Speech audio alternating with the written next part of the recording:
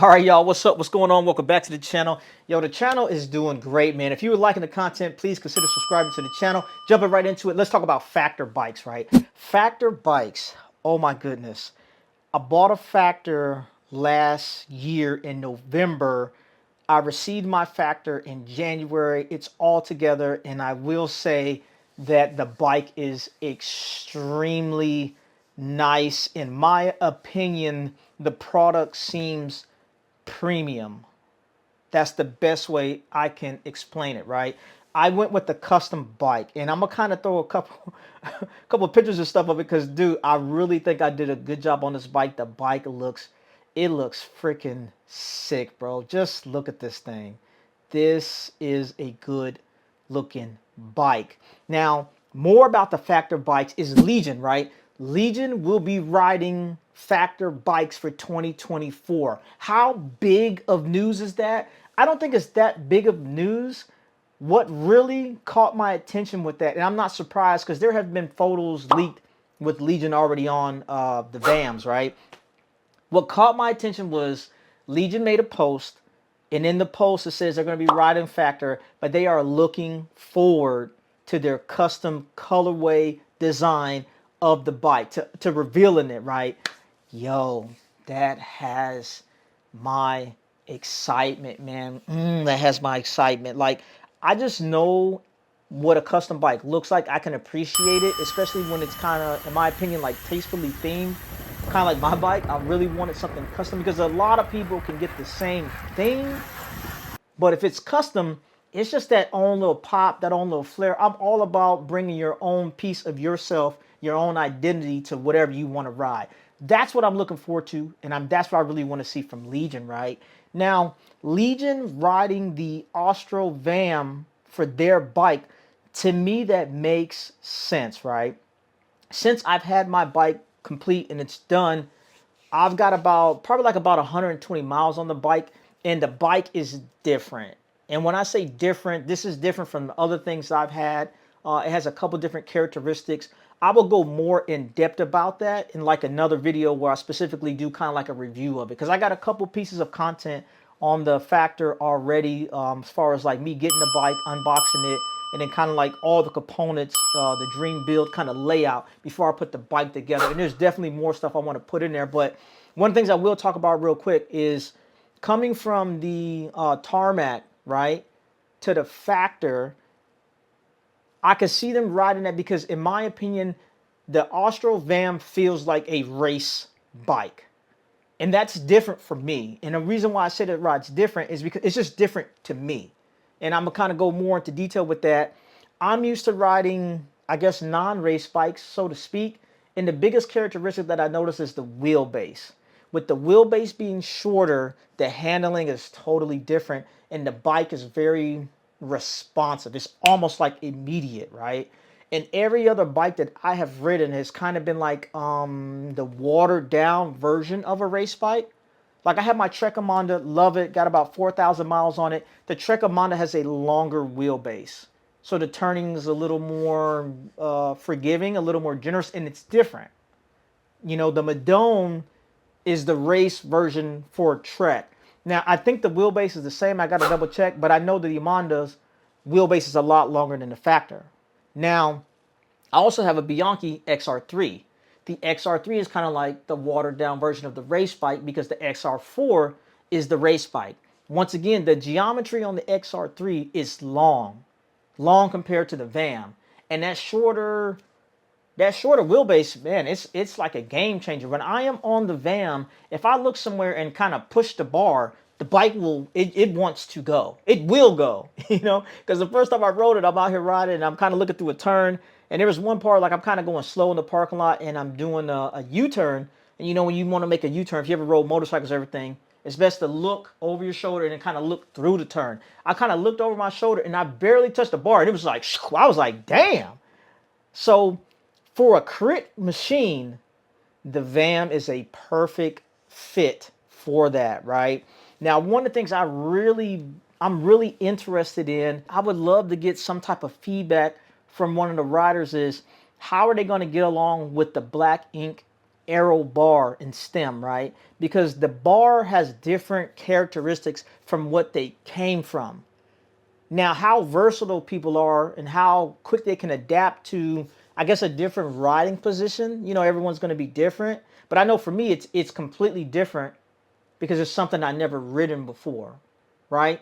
So like bars that I've ridden in the past normally have about an 80 reach, and then the drop is about 125. With the Factor one-piece bar and stem, you know, the reach is the same, but the drop is different. The drop is a 120, so it's very shallow. So the curvature of the bar is different. So me putting my hands on the bar and riding, especially like in the drops, I don't know, it just feels different. Now, the one-piece bar and stem that Legion was riding before, the RobbArmstrong Red P joint on the Tarmacs, that's a different geometry too. I want to say the reach is like 76, and then the drop is 127. So the drop is going to be way more shallow, and then the reach is going to be different as well. And I just kind of wondering how are they going to get along with that, because the RobbArmstrong bars with that drop being so large, that 127, in my opinion, I think that's perfect for sprinting, because it's really going to drop you down. And when you're getting out of that saddle, you know, you could really rock the bike. It's like that sprinting motion, kind of working it all up, getting it, you know, going together in harmony, right? But with that more shallow drop, it kind of brings you up a little bit. Is that a big difference? I think it may be, because I notice it when I'm riding the bike, and I'm not no big time sprinter or anything like that. And if anybody watches any of these Legion races, them jokers, they are sprinters, right? So I'd really be kind of interested just to see, or if I could just get some feedback once they start riding that bike, how are they getting along with the bars, or will they like change the bar? Because everybody got their own preference. Because you got people like Remco, right? Remco rides the Tarmac, right? The Tarmac SL8. A lot of times on Remco bikes in the past, he's always ran that Pro Vibe bar. Now, me personally, I didn't like the Pro Vibe bar. I had it before, and one of the things I did not like about the Pro Vibe bar, it was when you get to the drops, the way the drops, the bars are cut, it's a wedge. You know what I'm saying? So like on a Vision bar where it's round, it's kind of cut at like an angle so your hand can fit on there, right? On a Cannondale system, when you're in the drops, the top of the drop is flat so your hands can rest on it. On the Vision, it's almost like a diamond. The bottom is round and it's cut on both sides. And when my hands are in the drops, it's like a pressure point right in the middle. I did not like that. But there's a lot of people that ride the Pro Vibe bars, so I guess they're getting along with it. It might be one of those things that's like a personal preference. So I'm wondering, if I see Legion riding Factor bikes and they got a different bar stem on there, it's probably because they didn't get along with that drop. And like I said, I'm just very interested to kind of see, will they get along with it, you know? But I'm more excited about the dang on the custom bikes, man. It's gonna be so freaking dope. Ooh, I don't know what to expect, man. I'm so excited just thinking about it, right? I don't know if they're gonna have, because the picture that they posted saying that they're gonna ride the bikes, they got just the naked one, right? It looks black, but it's raw carbon. It's raw carbon, and it's got like the silver metallic logos, and they got like little RedBull stickers on there, right? I don't know if it's going to be like a black kind of base, or will, you know, they kind of had that graffiti look on a couple of their bikes. I wonder if it's going to be something like that, but I have no idea, man. And Factor is known for doing a lot of custom bikes, man. I've seen a couple versions of Factors that people have had custom, and they're like a bigger brand. And then also, like, they just released like the Paul Smith joint. Is it Paul Smith? I want to say it's Paul Smith, but they released that bike. Like, Factor does a lot of custom stuff, and I'm interested to see what it looks like. And then more importantly, I wonder if it's going to be available for the public to buy. That would be super dope, man. And let's say it was available. Will I feel like, dang, I probably should have waited? I don't, because the colorway that I got and the way I got my bike designed, I love it. It's exactly what I wanted. It came out way better than I expected. I'm really feeling it, right? Now, I'm going to jump to RedBull real quick, right? RedBull's making a lot of noise, and they're talking about sponsoring like a road cycling team, right? And I got this information because I was watching the Chris Miller podcast. And if you are not watching the Chris Miller podcast, you need to check it out. It is a great show.